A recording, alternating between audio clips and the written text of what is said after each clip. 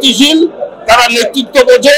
ভিউর জন্য আমরা যেন যে কোনো কন্টেন্ট, যে কোনো সংলাপ না বলি। আমরা মানুষ, আমরা তো মেশিন না। প্লেটের থালা বাসন যেগুলো ধোয়া হয়নি সেগুলো ধুয়ে ফেলুক।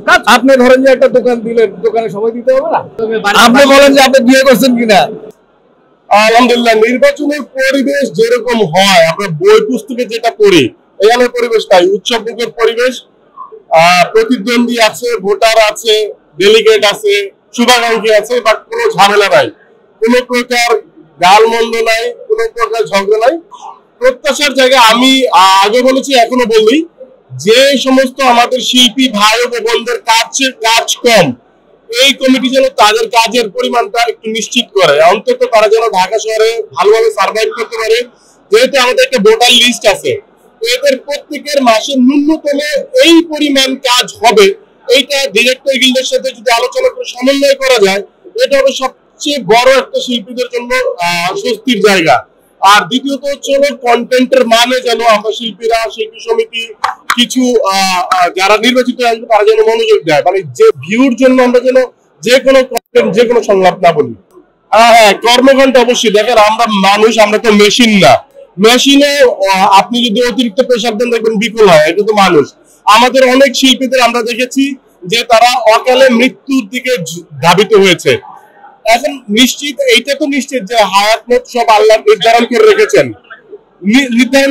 কিন্তু আমরা যেন আমাদের শরীরকে অতিরিক্ত প্রেশার না দিই, এটা যেন আমাদের ডিরেক্টর গিল্ড, আমাদের শিল্পী সমিতি, আমাদের যারা প্রযোজক ভাইরা আছে, সবাই বিষয়টা একটু খেয়াল রাখে।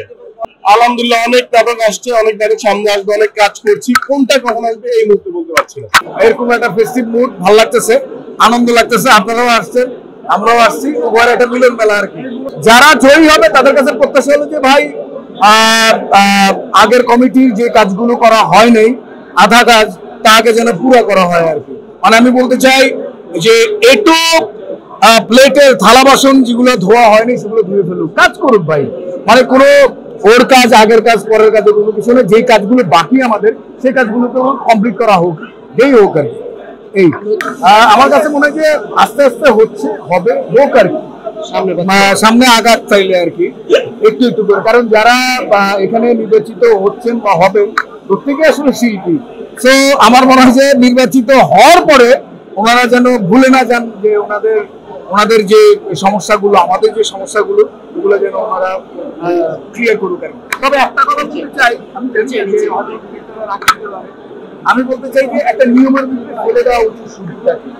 যেমন ধরেন যে পাশের দেশে আমার কিছু কলিগ আছে, ওদের সাথে কথা বললে মাঝে মাঝে আমার কথা হয় হোয়াটসঅ্যাপে, তো আমরা জানতে পারি যে ওদের হচ্ছে যে নির্দিষ্ট একটা টাইমে শুট শুরু করে, আবার এই নির্দিষ্ট একটা টাইমে শুটিংটা শেষ হয় মেবি ধরেন যে 10:30 11টার পরে, মানে ওরা আর কাজ করে না। তো আমাদের শুরু আছে, শেষটা কখন আমরা জানি না আর কি।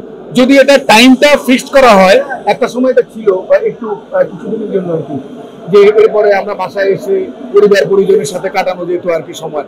তো এখন আসলে ঠিক ওইরকম না। এটা আমাদেরও দোষ, আমারও দোষ। যেমন আমার মনে হচ্ছে যে না, ঘুম থেকে উঠে লেট করে যাচ্ছি, সেটা যেন না করি। সে একটা টাইমে যখন আমাকে ফিক্সড করে দিবে যে ভাই আপনি 9টায় সেটে ঢুকবেন, ওকে ফাইন, আমি 9টায় সেটে ঢুকবো, বাট আমাকে কয়টায় ছাড়বেন ওইটা একটু কনফার্ম করা উচিত আর কি। তো এইভাবে যদি উভয় মিলে, যেমন একটু সিকিউরিটি বললে হবে না, ওটা ডিরেক্টরস গিল্ডেরও বলতে হবে, তারপর সেটার আবার প্রডিউসার অ্যাসোসিয়েশনও বলতে হবে, মানে যৌথ ভাবে প্ল্যানটা করতে হবে। এটা হলে ভালো হয়, কারণ আমরা পরিবার পরিজনকে সময় দিতে পারি না, তো কিছুটা সময় তো লাগে তাদের জন্য নাকি। আপনি ধরেন যে একটা দোকান দিলেন, দোকানে সময় দিতে হবে না? ব্যবসা বাণিজ্য করতেছেন, সময় দিতে হবে না? সো এটা তো আমাদের আলাদা একটা কান্ট্রি, পরিবারটা। সো পরিবার পরিজনকে সময় দিতে হবে, নাইলে না দূর হয়ে যায় আর কি, সবকিছু দূরে চলে যায়। কথা ঠিক কিনা? অ্যাকচুয়ালি পয়েন্ট আসতেছে, ওইটা কবে আসতেছে, কিভাবে আসতেছে, ওইটা ডিরেক্টর বলবে। ততক্ষণ পর্যন্ত আপনারা ভালো থাকুন, সুন্দর থাকুন, ধন্যবাদ। আরেকটি নাটক আপনার খুব আলোচিত এখন, দেনা পাওনা। আসলে ভাবির চাপে যেভাবে থাকেন, আসলে এই বিষয়টা কি বাস্তব জীবনে কিভাবে? আপনি বলেন যে আপনি বিয়ে করছেন কিনা? যারা বিবাহিত, নতুন, হ্যাঁ নতুন, তাইলে আর কদিন পরে বলেন।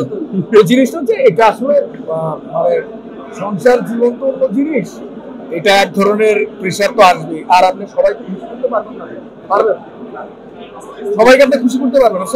সবাইকে ম্যানেজ করে চলাই হচ্ছে যে কর্তা, তার কাজ আর তো সংসার করতে আসলে এরকম সবাইকে ম্যানেজ করে চলতে হবে। কখনো রাগ, কখনো হাত, কখনো ডাক, এভাবেই আর কি ম্যানেজ করে চলা।